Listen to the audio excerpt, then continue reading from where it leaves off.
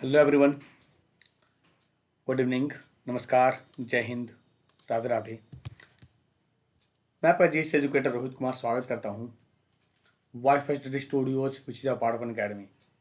चलिए, तो फेस्टिवल का समय है। सबसे पहले सबको दीपावली की हार्दिक शुभकामनाएं। इस फेस्टिवल के पावन अवसर पे पढ़ाई भी होनी चाहिए ना, फेस्टिवल तो है ही। चलिए देखते हैं कि आज इस फेस्टिवल के पावन अवसर पे क्या हम लोग पढ़ने वाले हैं। साइंस के मिश्रित प्रश्न, यानी साइंस के मिश्रित प्रश्न में आपको याद होगा कई सारे सवाल आपको ऐसे देखने को मिलेंगे जो आपके एग्जाम पॉइंट ऑफ व्यू से बहुत इंपॉर्टेंट होगा, है ना। चलिए भाई, फेस्टिवल बीत गया, 14 तारीख को फेस्टिवल था, ये 15 की क्लास है, अब तो समझ लो, है ना। चलिए, तो वाईफाई स्टडी स्टूडियोज की तरफ से आप सभी को दीपावली की हार्दिक शुभकामनाएं। इस त्यौहार के पावन अवसर पे आप बिल्कुल दीपक की तरह झिलमिलाते रहें और अपने खुशियों में अपने जीवन की, मतलब वो कहते हैं ना कि सर, दीपक खुद जलता है लेकिन दूसरों के जीवन में प्रकाश लाता है। तो वैसे ही आप भी इसी तरीके से फील करते हुए बिल्कुल दिन रात एक करिए, पढ़िए और अपने परिवार के जीवन में बिल्कुल खुशियाँ लाइए, है ना। चलिए शुरुआत करें बच्चे आज की क्लास की। तो क्लास शुरू करने के पहले मैं आपको बता दूं कि एनटीपीसी का क्रैश कोर्स जो 5000 प्लस सवालों की सीरीज थी, ये 10 नवंबर को शुरुआत हो चुका है। इससे बाहर कुछ नहीं, बिल्कुल याद रखना। जिसमें हमने हिस्ट्री, पॉलिटी और ज्योग्राफी पढ़ाएं। ये आपको रिकॉर्डेड मोड में मिल जाएगा, ये आपको रिकॉर्डेड मोड में मिल जाएगा। इसके बाद आप ये जान लो कि जो साइंस एंड टेक है, इसके बाद स्टैटिक जीके और करंट अफेयर्स, ये सब कुछ सारे सब्जेक्ट कवर करेंगे हम लोग अन अकेडमी पे। जब भी आपको सब्सक्रिप्शन लेना हो, रेफरल कोड बाबा10 यूज करके 10% का फायदा उठाएं और इसके साथ ही आपके पास कुछ क्रेडिट पॉइंट्स होगी, उसे भी यूज कर सकते हो। 20% का फायदा है टोटल। चलिए, इसके अलावा 12 तारीख से आपको याद होगा कि हमने शुरू किया था इकोनॉमिक्स, जिसमें केवल इंट्रोडक्शन हुआ है और आप एसएससी सीएचएसएल की जो वैकेंसी आई है भरेंगे ही। 15 दिसंबर तक लास्ट डेट है। सीजीएल, सीएचएसएल, एमटीएस इकोनॉमिक्स की भूमिका बहुत महत्वपूर्ण रहती है, बहुत इंपॉर्टेंट। तो आप ज्वाइन कर सकते हो बच्चे यहाँ। रुक जाओ बच्चे, एक बच्चा बहुत परेशान कर रहा है।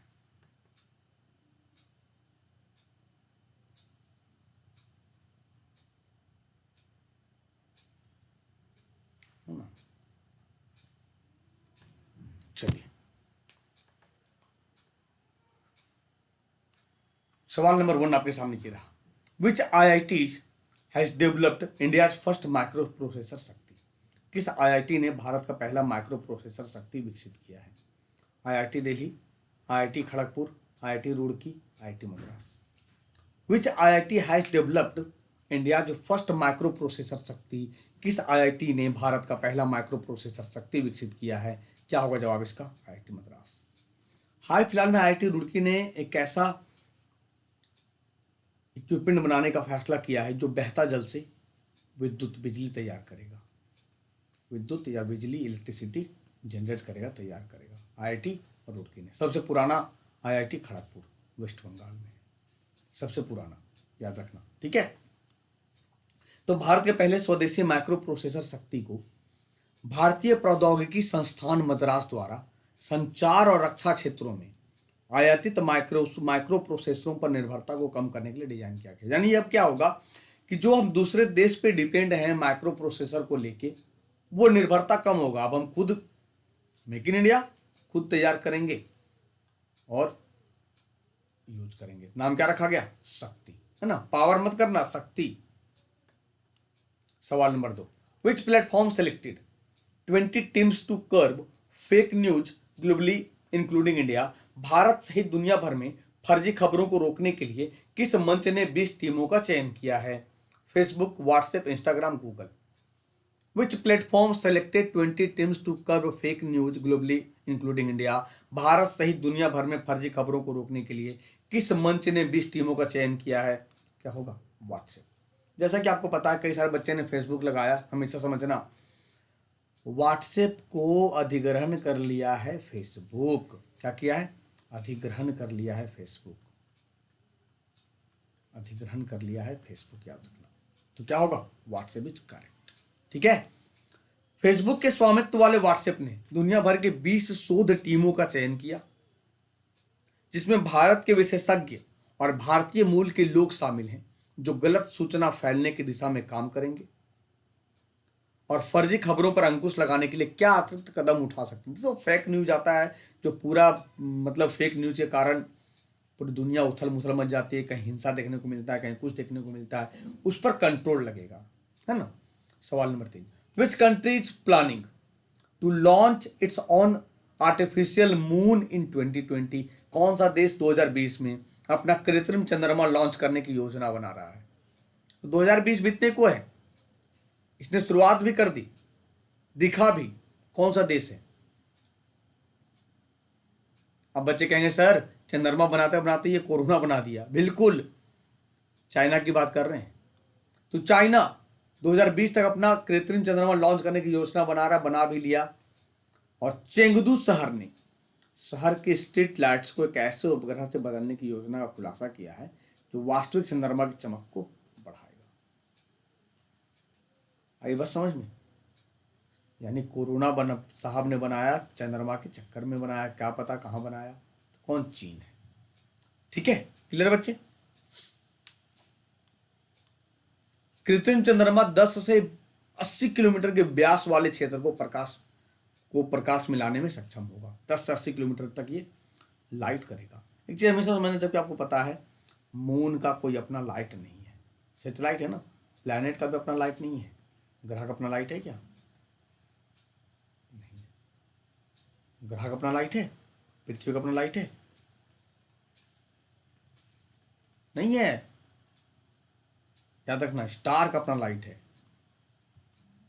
तारा का अपना लाइट है ना, जैसे सूर्य। ना प्लैनेट का अपना लाइट होता है, ना ही सैटेलाइट का अपना लाइट होता है। बिल्कुल याद रखना। Which space probe of NASA will get retired from its service? NASA की कौन से अंतरिक्ष जांच अपनी सेवा से सेवानिवृत्त हो जाएगी? Project mercury, Juno, Hubble, Kepler. सवाल नंबर 4, नासा की कौन से अंतरिक्ष जांच अपनी सेवा से सेवानिवृत्त हो जाएगी? याद रखना, हब्बल। हब्बल सेवानिवृत्त हो जाएगी। इसके अलावा कैप्लर भी है, इसके अलावा कैप्लर भी है, याद रखना। ठीक है, देखो कैप्लर भी है। तो कैप्लर क्या है समझते हैं। नासा ने घोषणा की केपलर स्पेस टेलीस्कोप को 9 साल की सेवा के बाद सेवानिवृत्त किया जाएगा। कैप्लर है, और हमने क्या बोला? हब्बल ना। माफी चाहेंगे बच्चे, Kepler is correct, Kepler is correct, माफी चाहेंगे। तो नासा की कौन से अंतरिक्ष जांच?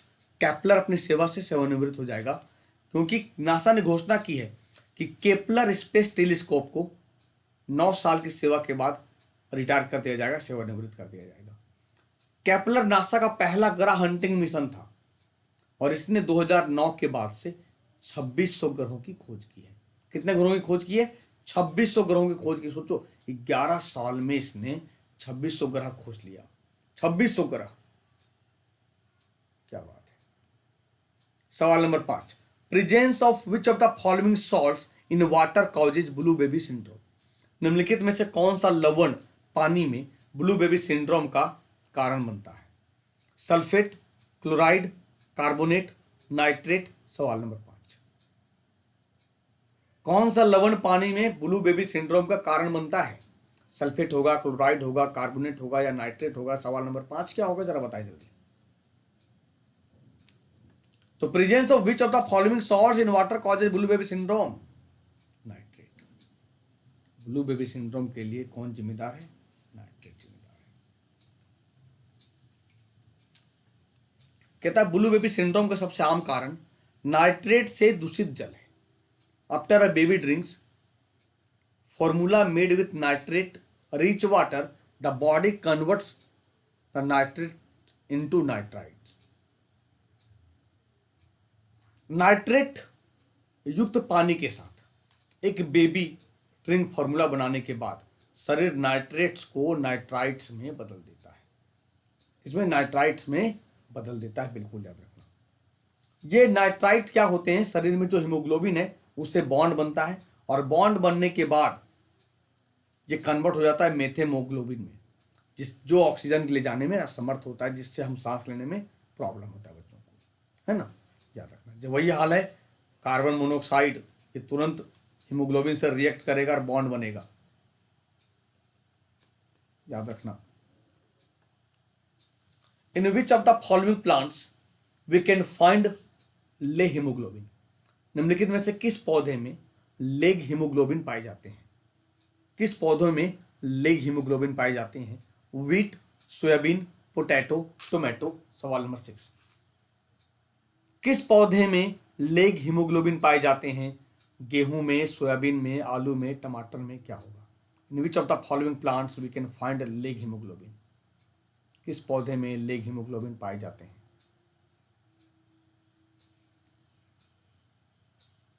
जल्दी। सोयाबीन में। किस पौधे में लेग हीमोग्लोबिन होता है बच्चे? तो सोयाबीन में लेग हीमोग्लोबिन होता है। आपको याद होगा सबसे ज्यादा प्रोटीन पाया जाता है सोयाबीन में, लगभग 40% के करीब। इसीलिए मध्य प्रदेश को सोया प्रदेश बोलते हैं क्या? हाँ, प्रोडक्शन बहुत ज्यादा है ना वहां, इसीलिए उसे सोया प्रदेश बोलते हैं, सोया प्रदेश बोलते हैं, याद रखना। ठीक है, चलिए आगे देखिए। लेग हीमोग्लोबिन या लेगोग्लोबिन एक ऑक्सीजन वाहक और हेमोप्रोटीन है जो लेग्यूमिनस पौधों के नाइट्रोजन फिक्सिंग रूट नोड्यूल में पाया जाता है। कहां पे? नोड्यूल में। लेग हीमोग्लोबिन या लेगोग्लोबिन एक ऑक्सीजन वाहक और हेमोप्रोटीन है जो लेग्यूमिनस पौधों के नाइट्रोजन फिक्सिंग रूट नोड्यूल में पाया जाता है, बिल्कुल याद रखना। ठीक है, आगे देखिए। सवाल number 7, herpetology is a branch of science which deals with the study of. Herpetology विज्ञान की एक शाखा है जिसके अंतर्गत हम क्या अध्ययन करते हैं? किसका अध्ययन करते हैं? Amphibians and reptiles, fish, frog, snake. सवाल नंबर 7,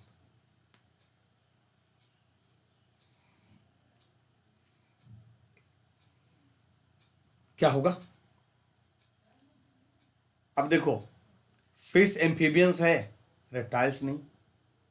सर्प रेप्टाइल्स है, एम्फीबियंस नहीं। क्या होगा? कुछ सर्प हैं, एम्फीबियंस और रेप्टाइल्स दोनों हैं, वो अपवाद, वो अपवाद है। तो क्या होगा? एम्फीबियंस और रेप्टाइल्स दोनों, बोथ। जरा कमेंट बॉक्स में बताइएगा मेढक के अध्ययन को, या कहें एम्फीबियंस के अध्ययन, केवल एम्फीबियंस, ओनली एम्फीबियंस के अध्ययन को क्या कहेंगे? उभयचर के अध्ययन को क्या कहेंगे? केवल उभयचर। उभयचरों के अध्ययन को, एम्फीबियंस के अध्ययन को बैट्राकोलॉजी कहते हैं। क्या बोलते हैं? बैट्राकोलॉजी बोलते हैं। जबकि सरीसृप की बात करें और उभयचर की बात करें, दोनों एम्फीबियंस और रेप्टाइल्स दोनों के अध्ययन को हर्पेटोलॉजी कहते हैं। हैपेटोलॉजी आपने सुना होगा, हैपेटोलॉजी लीवर के अध्ययन को हैपेटोलॉजी कहते हैं। लीवर के अध्ययन को हैपेटोलॉजी। तो हर्पेटोलॉजी और हैपेटोलॉजी में दोनों में अंतर यही है, भूलना मत, गलती मत करना। Regenerative power is a feature of which of the following sales of human body. पुनर्योजी शक्ति मानव शरीर के निम्नलिखित कोशिकाओं में से किसकी एक विशेषता है? ब्रेन, हार्ट, स्किन या लीवर? ब्रेन का है, हार्ट का है, स्किन का या लीवर का है? पुनर्योजी शक्ति मानव शरीर के निम्नलिखित कोशिकाओं में से किसकी एक विशेषता है? रिजेनरेटिव मतलब क्या हो गया ना, कि बहुत जल्दी रिकवर करना। आप ऐसे समझ लो, recover power, recovery power, recovery power किसका होगा? लीवर का।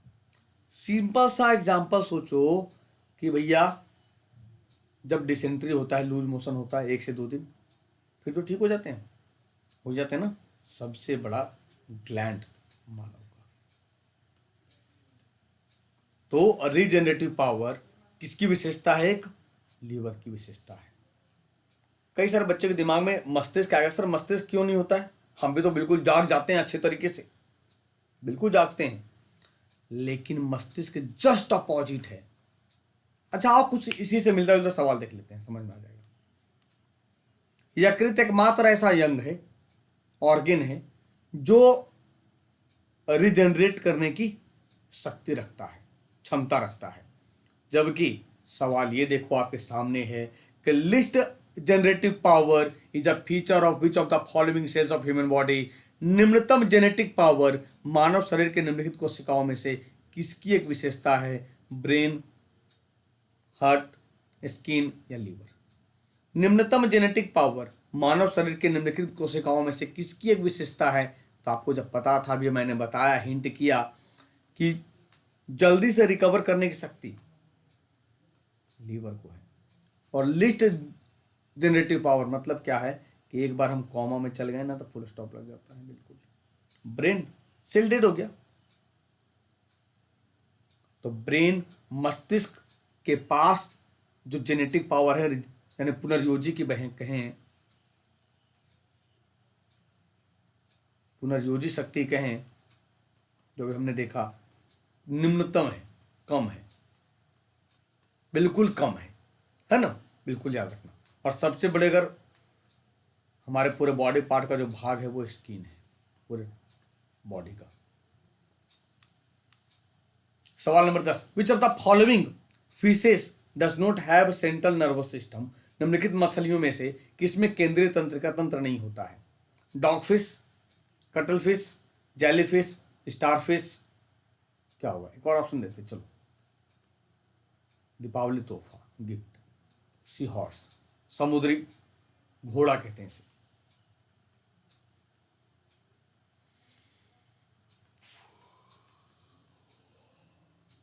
तो ये समुद्री घोड़ा का ऑप्शन दे दिया। और तो सेंट्रल नर्वस सिस्टम किसमें नहीं होगा? जेली फिश में। अब देखो, डाइजेस्टिव सिस्टम है, पाचन तंत्र है, इसमें डाइजेस्टिव सिस्टम है, लेकिन सेंट्रल नर्वस सिस्टम नहीं है, केंद्रीय तंत्रिका तंत्र नहीं है। जबकि अभी मैंने आपको ऑप्शन दिया एक, सी हॉर्स, समुद्री घोड़ा एक प्रकार की मछली है जिसकी आकृति छत्तीसगढ़ की मैप की तरह, या छत्तीसगढ़ का मैप कहें, समुद्री घोड़ा की तरह है छत्तीसगढ़ का मैप। तो जेलीफिश या हाइड्रा, यानी हाइड्रा के अंतर्गत हम सेंट्रल नर्वस सिस्टम नहीं देखते हैं। तो जेलीफिश, हाइड्रा में ऑस्मोर्गुलेशन, श्वसन, संचलन के लिए विशेष सिस्टम नहीं है, और एक केंद्रीय तंत्रिका तंत्र भी नहीं है, याद रखना। केंद्रीय तंत्रिका तंत्र भी नहीं है, याद रखना, ठीक है। सवाल number 11, what is the full form of ASLV? ASLV का पूर्ण रूप क्या है? Augmented satellite launch vehicle, automatic satellite launch vehicle, arrow space launch vehicle, area satellite launch vehicle. सवाल नंबर 11 क्या होगा? What is the full form of ASLV? ASLV का पूर्ण रूप क्या है? Augmented satellite launch vehicle, automatic satellite launch vehicle, aerospace launch vehicle या area satellite launch vehicle. तो ASLV का पूर्ण रूप की बात करें, ऑगमेंटेड सैटेलाइट लॉन्च व्हीकल। अच्छा ऑटोमेटिक नहीं होगा क्या? आओ देखते हैं, एडवांस्ड होता तब हो जाता, यानी ऑगमेंटेड सैटेलाइट लॉन्च व्हीकल या advanced satellite launch vehicle also known as ASLV, जो एक छोटा लिफ्ट लॉन्च व्हीकल था, जो इसरो द्वारा 150 किलो के उपग्रहों को लेव में जगह देने के लिए 5 चरण के ठोस ईंधन रॉकेट द्वारा विकसित किया गया था। किसने डेवलप किया इसे? इसरो ने। किसने किया? इसरो ने, याद रखना, है ना। सवाल number 12, which of the following blood protein regulates the amount of water in plasma? कौन सा रक्त प्रोटीन प्लाज्मा में जल की मात्रा को कंट्रोल करता, नियंत्रित करता है? ग्लोब्यूलिन, एल्बुमिन, फाइब्रिन, हेम। सवाल नंबर 12 क्या होगा? एल्बुमिन। आपको पता है कि plasma is a liquid part of blood, ये तरल पदार्थ है, तो 90% पार्ट इसका वाटर होता है, याद रखना। बाकी बात जो रेस्ट बचता है तो इनमें से प्लाज्मा जल की मात्रा को कंट्रोल कौन करता है? एल्बुमिन करता है। कौन करता है? एल्बुमिन करता है, याद रखना। हिम क्या है? एक आयरन कंपाउंड है जो हेमोग्लोबिन में पाया जाता है, जिसके कारण ब्लड हमारा रेड होता है। तो एल्बुमिन एक ऊर्जा भंडारण प्रोटीन है और रक्त का महत्वपूर्ण प्रसारण नियमन भी है, ये याद रखना, ठीक है। How many times sun is heavier than earth? सूर्य पृथ्वी से कितना गुना भारी है? 3,300 गुना, 33,000 गुना, 3,30,000 गुना या 33,30,000 गुना? क्या होगा? सवाल नंबर 13। चलिए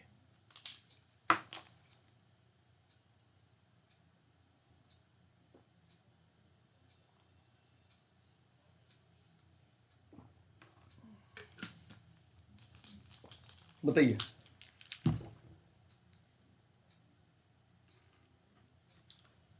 3,30,000 टाइम्स मतलब होता गुना। 3,30,000 टाइम्स क्या? गुना। सोचो इतना भारी है, कितनी पृथ्वी आ जाएगी सूर्य में? तो सूर्य पृथ्वी से 3,00,000 गुना अधिक बड़ा है। भारी की बात नहीं कर रहे हैं, बड़ा है। कितना दूर है पृथ्वी से सूर्य? ज्यादा नहीं है कि 13,91,000 किलोमीटर है। सर 13,91,000 किलोमीटर पृथ्वी के व्यास का लगभग 109 गुना। देख लो, व्यास का 109 गुना, जबकि सूर्य का भार पृथ्वी से लगभग 3,33,000 गुना अधिक है। पता है इतना बड़ा है सूर्य, लगभग इकाई दहाई सैकड़ा हजार 10,000 लाख 10 लाख 13,00,000 ग्रह पृथ्वी जैसा इसके अंदर फिट हो सकता है। इस पूरे पृथ्वी जैसा 13,00,000 ग्रह, तो सोचो कितना बड़ा सूर्य होगा, कल्पना नहीं कर सकते। इसीलिए तो सूर्य का जो टेम्परेचर है देखो कोर का 20,00,000 डिग्री। बाप रे बाप, सोचो 20,00,000 डिग्री सेल्सियस, बाहर का 6,000 डिग्री सेल्सियस। हीरा के संबंध में निम्नलिखित में से कौन सा कथन सही है? Which of the following statements are correct regarding diamond? It is a bad conductor of heat and electricity, या उष्मा और विद्युत का कुचालक है। It is the hardest substance, यह सबसे कठोर पदार्थ है। It burns to produce carbon dioxide, या कार्बन डाइऑक्साइड का उत्पादन करने के लिए जलता है। ऑल आर करेक्ट, सब सही है। क्या होगा? तो हीरा के संबंध में कौन सा कथन सही है? भैया सब सही है। उष्मा और विद्युत का कुचालक है, जबकि ग्रेफाइट होता तो सुचालक है। कार्बन का प्रूफ है, ये सबसे कठोर पदार्थ है, हीरा को काटने में काम आता है, और कार्बन डाइऑक्साइड का उत्पादन करने के लिए ये जलता है ना। तो हीरा में किसी भी प्राकृतिक सामग्री की उच्चतम कठोरता और तापीय चालकता है, जो प्रमुख औद्योगिक अनुप्रयोगों जैसे कि काटने और चमकाने वाले उपकरणों के प्रयोग में आता है। ये तो काटने, यानी देखो शीशा को काटने में यूज करते हैं इसका।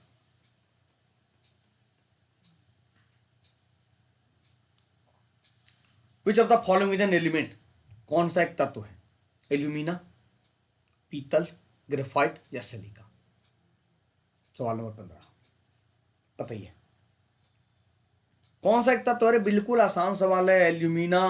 कौन सा एक तत्व है? एल्यूमिना तत्व है। ये क्या? एलाई है, एलवाई है, मिश्र धातु है। ये क्या है? ये अप्रूफ है, इलेक्ट्रॉफ है। ये तो बिल्कुल आसान सवाल था, निकालना चाहिए था इसको। मतलब क्या कहता है कि एल्यूमिना को एल्यूमिनियम ऑक्साइड के नाम से भी जानते हैं, जबकि silica is the other name of silicon dioxide. Silica silicon dioxide का दूसरा नाम है। पीतल क्या है? ब्रास क्या है? मैंने क्या कहा था? एलवाई है, मिश्र धातु है। तांबा और जस्ता का मिश्र धातु है। पिताजी याद रखो ना अपने पिताजी को। पीतल, तांबा और जस्ता का मिश्र धातु। और ग्रेफाइट जो कार्बन का प्रूफ, परमाणु संख्या 6 के साथ कार्बन का प्रूफ, जो ऊष्मा का सुचालक है, गुड कंडक्टर ऑफ इलेक्ट्रिसिटी, है ना। अपवाद है क्योंकि नॉन मेटल है ये। कार्बन क्या है? नॉन मेटल है ना। The mass of water vapour per unit volume of air is known as. वायु की प्रति इकाई मात्रा में जलवाष्प का द्रव्यमान के रूप में जाना जाता है। तो relative humidity, specific humidity, absolute humidity या वेरिएबल ह्यूमिडिटी, चर आर्द्रता। तो वायु की प्रति इकाई मात्रा में जो जलवाष्प का द्रव्यमान होगा उसे हम किस नाम से जानते हैं? उसे हम एब्सोल्यूट ह्यूमिडिटी, निरपेक्ष आर्द्रता के नाम से जानते हैं। देखो कहता है वायु की प्रति इकाई जो जलवाष्प का द्रव्यमान है उसे हम निरपेक्ष आर्द्रता कहेंगे। जबकि स्पेसिफिक ह्यूमिडिटी क्या कहता है कि एक ही मात्रा में शुष्क हवा के भार में जो जलवाष्प का भार होगा उसे हम स्पेसिफिक ह्यूमिडिटी कहेंगे, विशिष्ट आर्द्रता कहेंगे। जबकि रिलेटिव ह्यूमिडिटी की बात करें तो एक विशिष्ट तापमान पर संतृप्त वाष्प जो दाब है उसमें वास्तविक मापा गया जलवाष्प राशि का जो अनुपात होगा उसे हम सापेक्षिक आर्द्रता कहेंगे, रिलेटिव ह्यूमिडिटी कहेंगे। ठीक है, यानी अधिकतम संभव जल वाष्प की मात्रा जिसके बाद या ओस के रूप में संघनित होता है। तो कितना परसेंट कहां क्या हुआ, रिलेटिव हमने रिलेट करके उसे निकाल दिया। विच of the following is not an enzyme, कौन एक एंजाइम नहीं है? माइलेज, पेप्सिन, इंसुलिन या ट्रिप्सिन, क्या होगा? विच of the following is not an enzyme, कौन सा एक एंजाइम नहीं है? अरे बिल्कुल आसान सवाल था। क्यों? अमाइलेज, पेप्सिन, ट्रिप्सिन सब एंजाइम। इंसुलिन क्या है? हार्मोन है जिसका निर्माण पैनक्रियाज करता है अपने बीटा सेल से, जिसके कमी से डायबिटीज देखने को मिलता है, डायबिटीज देखने को मिलता है। जबकि अमाइलेज एंजाइम है, लाल ग्रंथि में पाया जाता है, ये जो स्टार्च या कार्बोहाइड्रेट को पचाने में काम आता है ना। सवाल number 19, oral rehydration therapy is recommended for, मौखिक पुनर्जलीकरण थेरेपी की सलाह किसे दी जाती है? ट्यूबरक्लोसिस, टाइफाइड, टेटनस या cholera. Oral rehydration therapy is recommended for, मौखिक पुनर्जलीकरण थेरेपी की सलाह किस बीमारी में दी जाती है? तो आपको याद होगा जिसको ओरल बोलते हैं ना, वायरल पी लो ना, वायरल का घोल ले लो, वही है थेरेपी।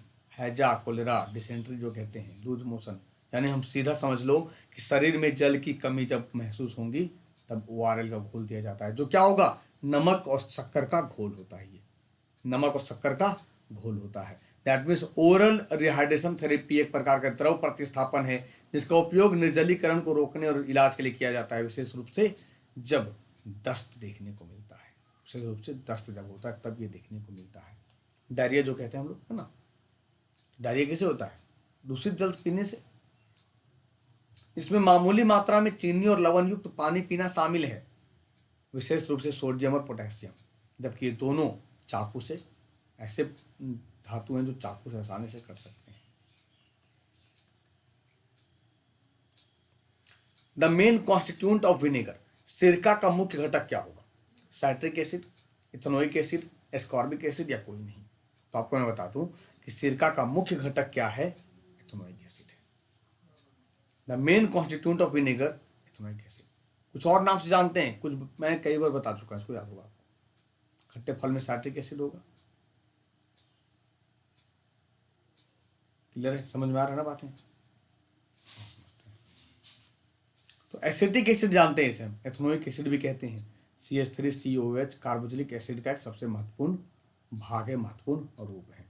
तो ये था आज का सेशन।